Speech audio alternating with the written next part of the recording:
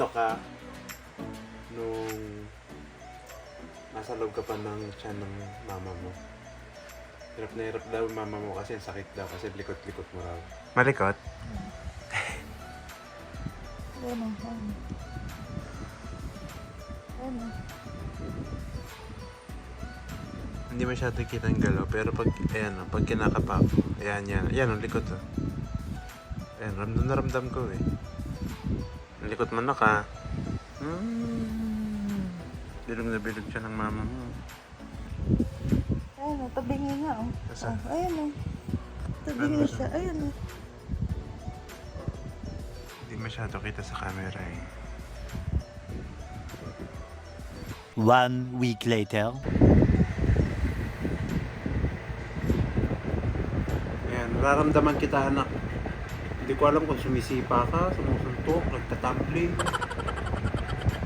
Ayan, likod. Galaw-galaw mo. Masakit daw siya ng mama mo kasi nga malikot ka. Sa akin siya nagagalit. Patahimik. Ano? Patahimikin daw kita.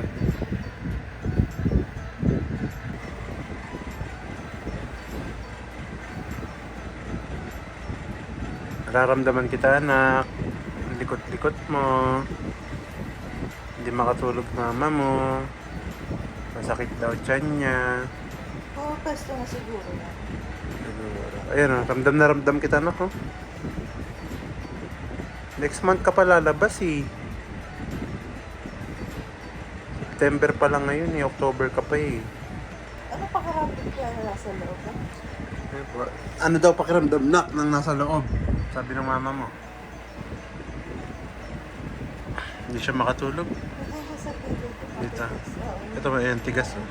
Appear. Ay, ramdam na ramdam ko. Gumagalaw. Love you nak. Kiss na kita ha. Tulog ka na para makatulog na mama. Tulog na ha. Sige na. The next day. So what's up sa inyo guys? As you can see, nag-drive ako. Pero ito yan yung view sa labas. Ayan. Kung nakikita nyo, umulan kasi no. So kanina pala, update. Nandito na naman kaming dalawa. So mag-update lang kami ulit for the second video na ma-upload. Kanina, umalis na kami pero nakamotor lang kami kanina dahil mainit naman. Pero ayun, biglang ang umulan. Pumunta kami sa may mga lying in baal na tawag doon. Dalawa na yung napuntahan namin kasi naghahanap kami ng medyo mura. Kasi mahal eh. Mahal ang pag nagpaanak or pag mga anak na medyo mahal yan syempre. Depende kung saan ka. Kung madrona or doktor mismo, OB or yun, mga midwife. Doon sa dati niyang sa pinakaunang OB dito sa may Tendensya, diyan sa dito lang sa may labasan namin. Magkano daw diyan Alna? Lahat? Nasa 35,000. So medyo mabigat talaga siya. As in, hindi medyo mabigat talaga siya. Ano na yun ha, bawas na ng PhilHealth yun. Tapos pangalawa, lumipat kami ng OB, di ba? Sa OB niya ngayon, nasa magkano? Ang awit mo magkano ba? 25. So yung nilipatan namin, yung bagong OB niya ngayon, 18 to 25 naman. Pero depende pa rin daw.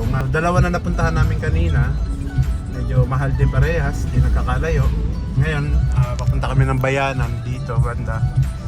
Meron daw dito eh. Ayan, Burod. Diyan ako nag-high school eh. Third year high school ako dyan, isang taon. Mamaya, sama ko kayo ron sa lying in. So ito na guys, nakita na namin yung yan. Anong PhilHealth no? Yan, Mother Care Maternity Clinic. So tatanong lang kami guys sa loob kung magkano yung mga gastos, ganyan, kung paano yung process. Ayan anak, tatanong lang kami. Ilang tao? Tao po. Tao po. May doorbell pala. Wala pang tao sa loob. So dito muna kami sa labas. So pangatlo na namin to. Ayan. Ilang tao. Naya naman kami pumasok. May upuan naman sa loob pero siyempre antayin muna natin magkaroon ng tao bago tayo pumasok.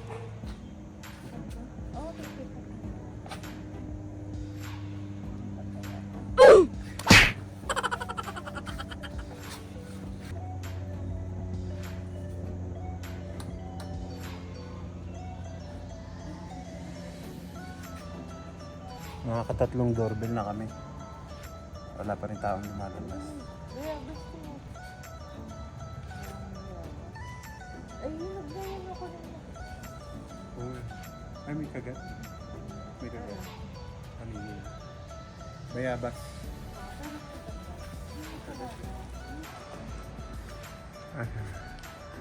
Kagat ng paniki eh. Yung isa wala. Kasi ito pa isa. Yan. Ano yan? Balikan na lang natin. Balikan na lang natin. Kaso nga kaya magatay sa loob. Sabihin, pumapasok tayo basta-basta. Wait na lang namin, girls. 20 minutes later. Tara. So yun na nga guys, hindi ko alam ba't walang tao pero bukas yung pinto. So walang tao, kanina pa kami nag-aantay, panay doorbell din kami, walang tao. So ayun anak, di rin kasi maganda yung panahon, tapos mag-aalas 5 na. Bukod dito, mag-aanap din kami ng iba pa. Ayaw rin sagutin yung tawag namin dun sa may mother care. Tinatawagan yung number. Meron kasi silang Facebook page. Nakailang tawag na rin, di sinasagot. Since nandito na kami sa labas din, diretso na kami. Papunta kami ng detachment. Meron dong lying in. Doon ang anak, asawa ni kuya. Dito yon sa may detachment, papuntang Las Piñas. Ang gara nung mother care, no?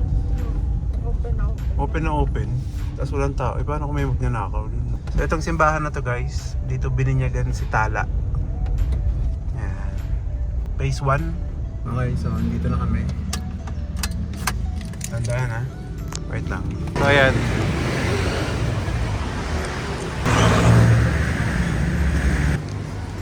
Atras na sila oh. Ayusin ko yung kotse.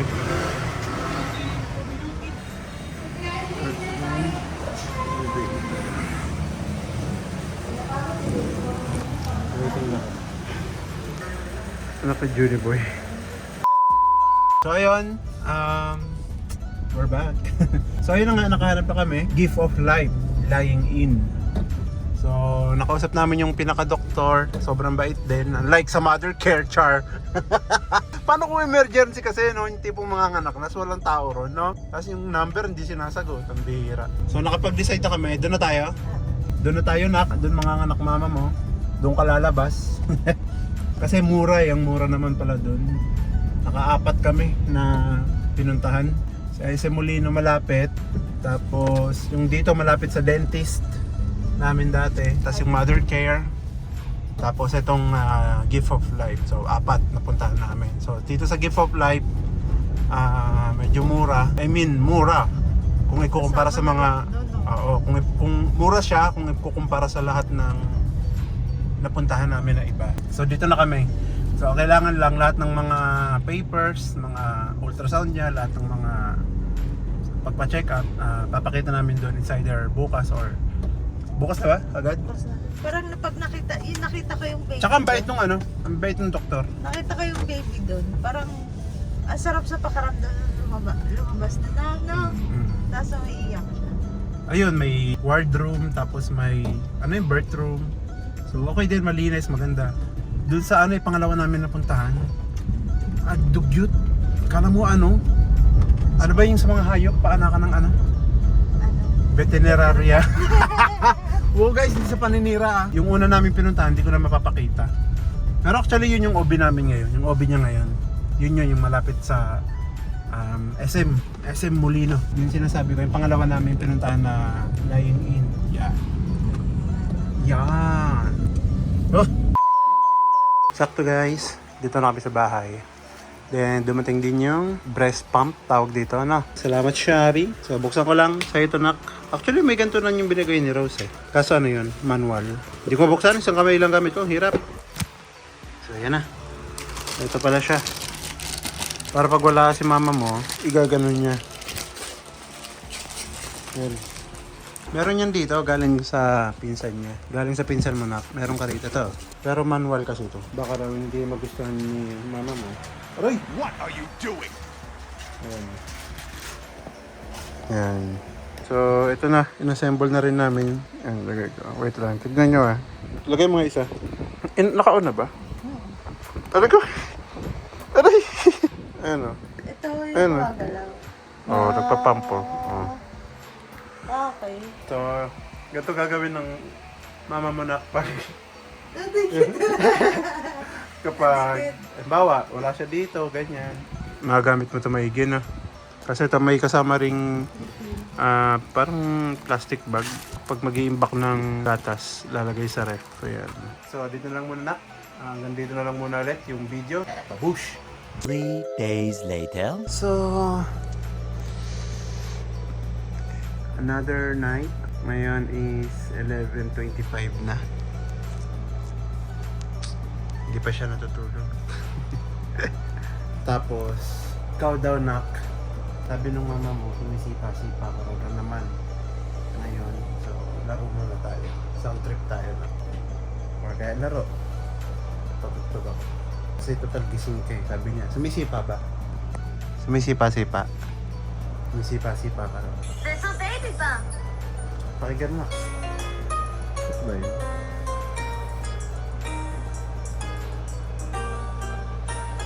Look in the mirror. What do you see? It's your face looking so happy. Nose, nose. Ito ba yun yung eyes? Eyes? Eyes, your eyes. Ito ba yun? It's your face looking so Ngayon ko lang kasi narinig itong mga tugtog na to. Ngayon ako nagpatugtog ng mga ganitong pang-baby. Diba? What do you see? Point to your mouth. Can you point Dalawa to din it? sa Point peso. to your mouth. Let's Nagagalit mama mo. 1, 2, 3. Kasi sakit daw pag gumagalaw ka. Sakit kasi sa tiyan pag gumagalaw ka. Kasi dapat kanina kapag ganyan-ganyan. Eh, sabi mo kasi ngayon lang naggalaw eh. Galaw-galaw. Binubulungan mo kanina, nagalaw na siya. May sinabi lang ako sa'yo kanina na. Iba naman to eh. Pinagluloko ko na ito. Oh, patapos na, iba pa rin. Ito. Touch your mouth, nose, nose. Touch your nose, Ito yun eh. eyes, Kaso maiksi. mouth, mouth. Touch your mouth, nose, nose. Touch your nose, eyes, eyes. Touch your eyes, mouth, mouth, eyes and nose. Time. Sakit ba? Oh, masakit daw na. Tulugin mo na mama mo. Bikot mo eh. Ako pa sinisi. Eh, kanina naglalaro tayo, di ba? May sinabi ako sa'yo. Eh, natuwa ka sa sinabi ko. Kaya yun. Sipa-sipa ka naman. Tulog ka na ha. Tulog ka na. Kiss na kita. Good night. Tulog na nak. 1 week later. So what's up guys? Another day, another vlog for our baby girl. So, eto na nga, alis ulit kami. So ayan, ulit nakaligo na siya ako. Siyempre di ko na kailangan maligo kasi mabango na ako na. Uminom ko kinibili ko. Di ba? So ayan, bali pupunta na kami dun sa may line-in na napili nga namin. Dali na namin lahat ng mga ultrasound, yung mga nireseta sa kanya dun sa dati niyang OB, patungo para maibigay doon sa bago niya magiging OB. Okay. So maganda yung panahon. Ayan, mainit-init. Then time check, 2:18. So magmumotor lang kami ngayon para hindi masyado mahirap sa parking or umano. Basta mas madali kasi kumilos pag motor. Alam niyo yun. So ayan pala, may narinig kayong ingay. 1 year na yung ginagawang bahay nila. Napakatagal. So let's go! Dito na kami. Kaso umalis si Dr. J and Daisy Jane. Nakasalubong natin eh na. Motor lang kami. Antay-antay lang namin.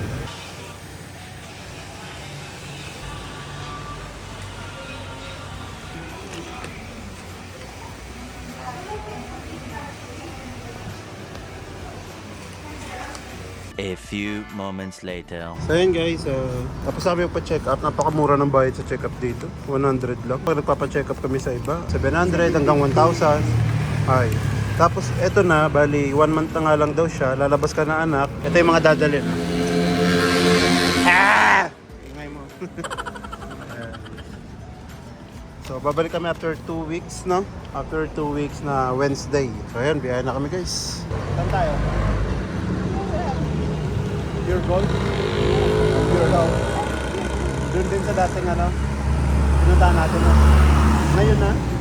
Ngayon na? Tatanong lang tayo, oo. Kung sarado na tayo? Hindi, 5 sila. Ano oras na ba? Ay, tingnan, pwede na rin ikaw magpaano kung gusto mo. Hindi, kung meron pa nga doon ngayon, Diretso na. diretso na tayo. Pero kung wala, hindi makalit na. Paano lang kami guys? Ano ba? BCB? Ano? CBC. Pangalawa. Kasi yung last na CBC niya, nung February pa. First month mo anak. Ngayon, pinapaulit. Check namin kung bukas pa. Kasi alas 3 na eh. 3:30 na.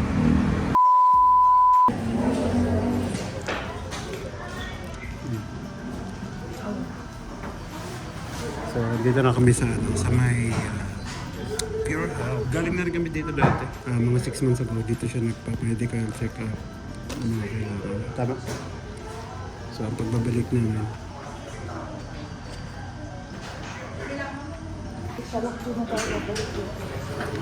After 6 months, bumalik kami.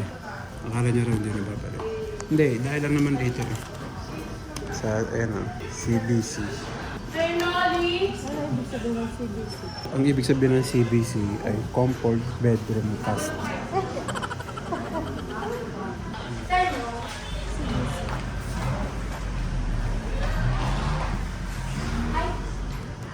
Kuha ka lang ng dugo? Excited ako. Hey, sir. So, wait na lang namin siyang tawagin. Tapos kukuha na siya ng dugo. Ayan anak, kukuha ng dugo mama mo. Pasaway ka daw kasi. Char. 1 minute 37 seconds later. Nakuha na siya ng dugo. Mama mo, nakuha na ng dugo. Bakit? Ang bigat na naman yung ano. Ano? Ang bigat na naman. Ang bigat na. Baka pagod na. Hapon na siya. Sa dami siguro nang kinuha ng dugo. Tapos, saan tayo nutrition? Marami, isang syringe. Okay ka lang?